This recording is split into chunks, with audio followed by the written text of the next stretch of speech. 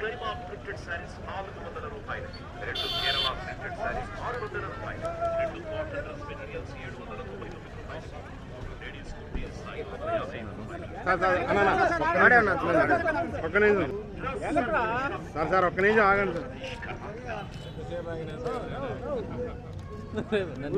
జనాలే తీసుకెళ్ళిపోతున్నారు వెనక్కి. భద్రా వెనక్కి రా, కిందకి వస్తుంది.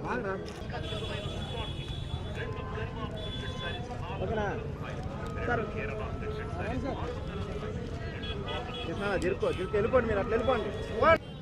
గత కొద్ది రోజులుగా ఆంధ్ర రాష్ట్రంలో ఎన్నడూ లేనటువంటి విధంగా కలియుగ దైవం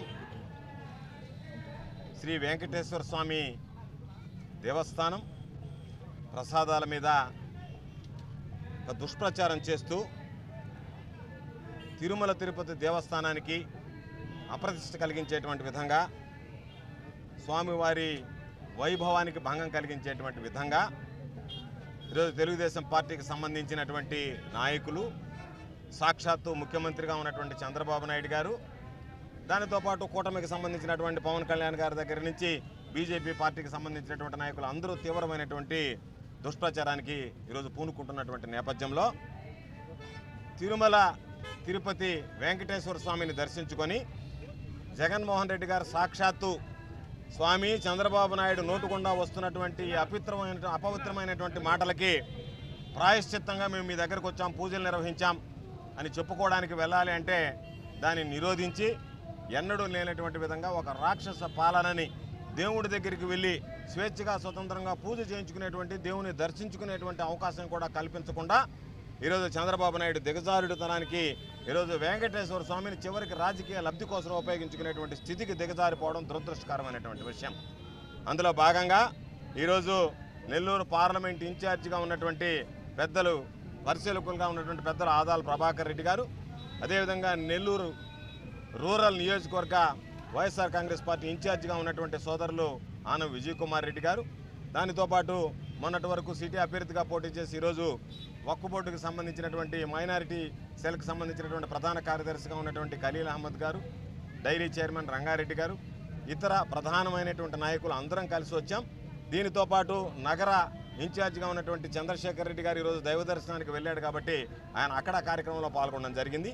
కాబట్టి అందరం కలిసి కూడా స్వామివారిని వేడుకునింది చంద్రబాబు నోటుకుండా వస్తున్నటువంటి అపవిత్రమైనటువంటి మాటలకి ప్రాయశ్చిత్తం చేసుకునేటువంటి విధంగా మీరు మరలా వైభవాన్ని ఎవరైనా మసక కలిగించాలనేటువంటి ఆలోచన చేస్తే వాళ్ళందరినీ తిప్పుకొట్టి నిరోధించుకునేటువంటి శక్తిని ప్రసాదించండి అని చెప్పని ఈరోజు స్వామిని వేడుకోవడం జరిగింది. ఈరోజు ఒక్కసారి ఆలోచన చేస్తే ఒకరోజు చెప్పినటువంటి మాట ఒకరోజు చెప్పకుండా రకరకాలుగా భక్తులను ఆందోళన గురి చేస్తూ చివరికి చంద్రబాబు నాయుడు ఎంత నీచమైనటువంటి రాజకీయాలకు పాల్పడుతున్నాడు అనంటే దురదృష్టకరంగా, దౌర్భాగ్యంగా ఒక పక్క సాక్షాత్తు తిరుమల తిరుపతి దేవస్థానం ఈవో గారే ఏదైతే కల్తీ జరిగిందో కల్తీ జరిగినటువంటి వాటిని తిప్పి పంపించేశాం, కల్తీ జరిగినటువంటి దాంట్లో కూడా వనస్పతి డాల్డా లాంటివి జరిగినవి అని చెప్పిన తర్వాత చంద్రబాబు నాయుడు దానికి భిన్నంగా మాట్లాడుతూ ఉన్నటువంటి వ్యాఖ్యలను ఖండిస్తూ ఆయనే ఏదో మాట్లాడినట్టుగా మాట్లాడడం, ప్రతి దగ్గర కుట్రకోణం దాగుంది. ఎందుకు కుట్రకోణం అంటున్నాము అంటే సాధారణంగా పరిశీలించాము. ఎప్పుడు ప్రారంభమైంది? చంద్రబాబు నాయుడు ముఖ్యమంత్రి అయిన తర్వాత ఈరోజు వచ్చినటువంటి నేతి ట్యాంకర్లు వచ్చాయి. వాటిల్లో 4 బాగున్నాయి కాబట్టి వాటిని పాస్ చేశాము, తరలించాము అని చెప్పి ఈవో గారు చెప్తున్నారు. 4 బాగలేవు, వాటిని రిజెక్ట్ చేశాము అని చెప్తున్నారు. చంద్రబాబు నాయుడు మాత్రం తరలించినటువంటి వాటిలో కూడా పాస్ కాలేదని చెప్పి మాట్లాడి భక్తుల మనోభావాలతో ఆడుకుంటున్నాడు. కాబట్టి ఈరోజు స్వామివారి ప్రసాదాన్ని అత్యంత పవిత్రంగా భావించేటువంటి ఆ ప్రసాదాన్ని ఈరోజు దాని మీద కూడా విమర్శలు గుప్పిస్తూ చంద్రబాబు నాయుడు నీచ రాజకీయాలకు పాల్గొనడం, దీనిలో ప్రతి విషయంలో కూడా కుట్రకోణం దాగుంది. ఎందుకనంటే ఏదైనా ఒక ట్యాంక్ రిజెక్ట్ అయితే దాంట్లో శాంపిల్స్ ఏముండాయని అనుకుంటే మైసూరులో ఉన్నటువంటి central food technology and research సెంటర్కి పంపించాల్సినటువంటి అవసరం ఉంది.